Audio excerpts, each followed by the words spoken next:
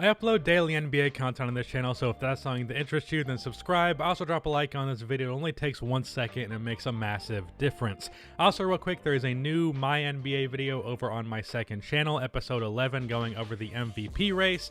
So go watch that if you have not yet. And if you have not been watching the series, even if you do not enjoy 2K content, I make it different to where really 2K is not the focus, it's more the basketball. So yeah. So in my most recent 2K talk, I did a video on why Tyler Hero was quickly becoming overrated, and I figured I would bring this conversation in the opposite direction and talk about a player that is quickly becoming underrated, and that is, of course, as you can tell by the title, Paul George. Paul George is far from an NBA fan favorite, which is ironic because earlier on in his career, when he was really picking up the pace for his career, right as I started watching basketball, and Paul George was by far one of the league's golden boys at the start, just because he was giving the Miami Heat Big Three fits in the playoffs, especially in 2013. I believe that was a 7-game series, and Paul George was just going off. He was playing great defense on LeBron and scoring very well as well. But now, where he is at the moment, he gave himself the nickname Playoff P, and since then, he has been one of the worst playoff performers of any star-level player in the league. And Paul George is kind of in a situation of another small forward named Paul, ironically, which is Paul Pierce, where it's gotten to the point where he shoots himself in the foot so much that it's kind of hard to defend him. Like, Paul Pierce is an example of someone who has said so many stupid things post-career that people are starting to reflect and act like Paul Pierce is not a top 50 player of all time or even in that conversation. He's not, like, he wasn't even a superstar at his peak, which yes, he absolutely was. Like, in my top 50 players of all time, I put Paul Pierce over Carmelo Anthony, and that was like considered an unpopular opinion, and I think that's mostly because Paul Pierce has just shit all over his own legacy by constantly saying stupid things. Paul George has done this himself. The Playoff P thing, the reason that's such a big deal is that Paul George gave himself that nickname. It's not like someone else nicknamed him that, and then that nickname didn't end up being applicable. Like, it's not like Magic Johnson, and then he played bad, and then people called him Tragic Johnson. This was Paul George being like, hell yeah, I'm a playoff performer. I'm the guy that picks up his game in the playoffs. He said that in response to someone talking about the concerns for the Thunder going into the playoffs or something like that, and he said, I guess they haven't met Playoff P. And then he played like dog shit in the playoffs versus the Utah Jazz, I believe it was that year. I'm pretty sure, yeah, that was the year that happened. So that makes Paul George pretty indefensible, and I would definitely say that Paul George has slipped in my player rankings as time has gone on, and especially after last year's playoffs. I had him around 15, like the 15th best player in the league, I believe, once I made my top 50 for this previous season, and since then, I'd say he's probably hovering in the high 20s, or I guess the low 20s, however that works. Like, he's like 21 to 24 or something like that. I don't know exactly, but I do know that Paul George has fallen down a good bit in my personal rankings, and I'd say that's a general consensus around the league. Paul George last year in OKC was considered a superstar level talent, and in many people's minds, he was a top 10 player. And as he failed in the playoffs this year versus the Denver Nuggets, and as he really, really struggled versus the Dallas Mavericks, he really started to just get more and more slander come his way. And the thing is, it's not entirely unjustified. As a matter of fact, it's mostly justified that Paul George got the slander he did because of how he performed, because of the fact that he nicknamed himself fucking Playoff P. However, it has swung, the pendulum has swung so far in the opposite direction to the point where Paul George has become underrated. This is a thing that happens where just within NBA fan discussion, a player can commonly be considered underrated, and then it swings so far in the other direction that now it's like, this guy's kind of overrated.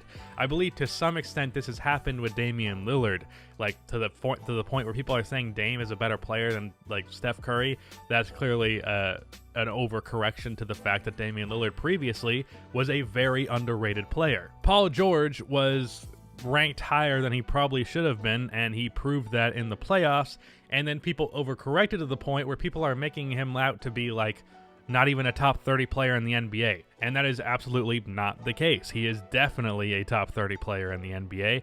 And even if he is an inconsistent player, there's no denying that, he's still a very good player outside of the nights where he's just playing abysmally. Like, Paul George on a not great day is still a very good contributor. Paul George on a bad day is another conversation, but on a good day, he's definitely someone that he plays at a very good level. Paul George is one of the best three-point shooters in the NBA. I saw a statistic the other day that was like, the only shooters who have shot 40% on 8+ attempts over the last 3 years has been Paul George, Klay Thompson, and Steph Curry. Something like that. Something in that realm.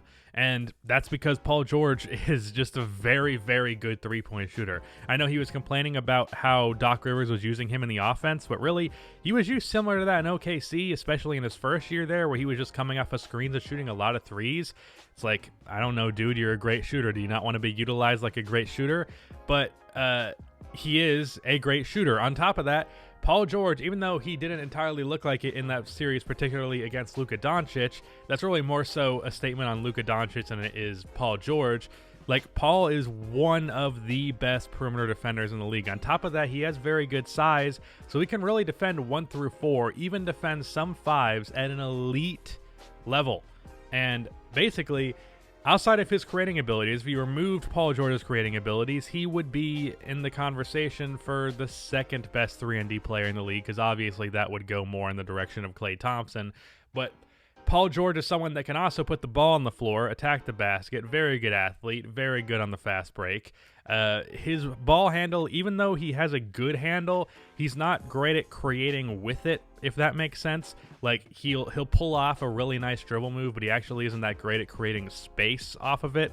Like, you can find so many compilations of Paul George doing a nice crossover, but how much it actually benefits his offense is not much further than just how aesthetically pleasing it is.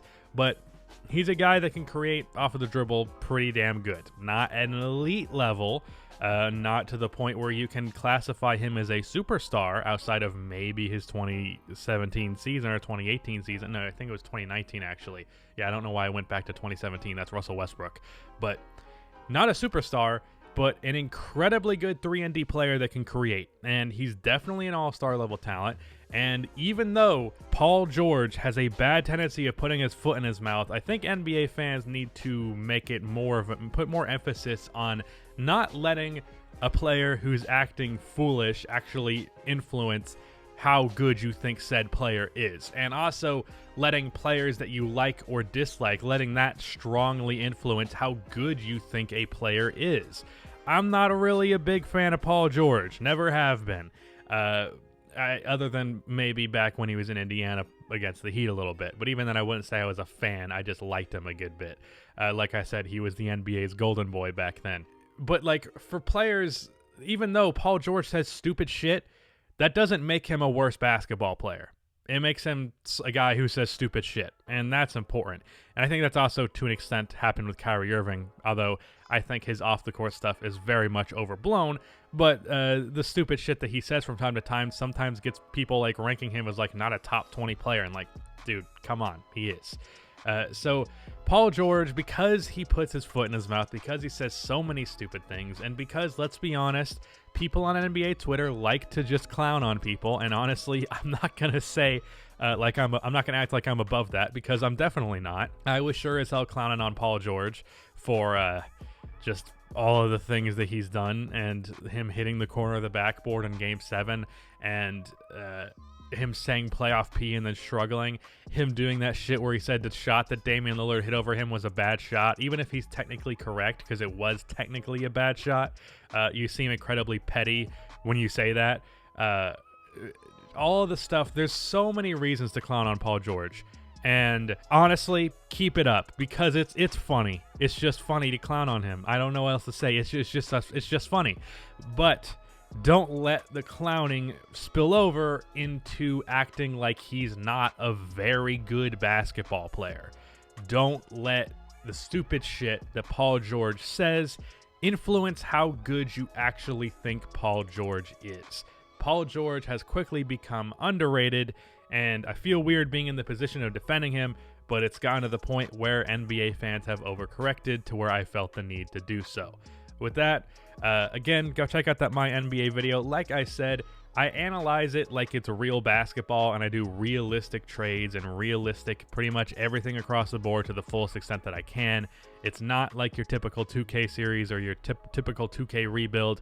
I like to make it like something that could feasibly happen in real life. So, again, go check that out if you have not yet. If you haven't seen the series yet, I really appreciate it if you watch it because I love doing them. But that is the end of this video. Please be sure to like and subscribe for more NBA content like this, and cue the outro music.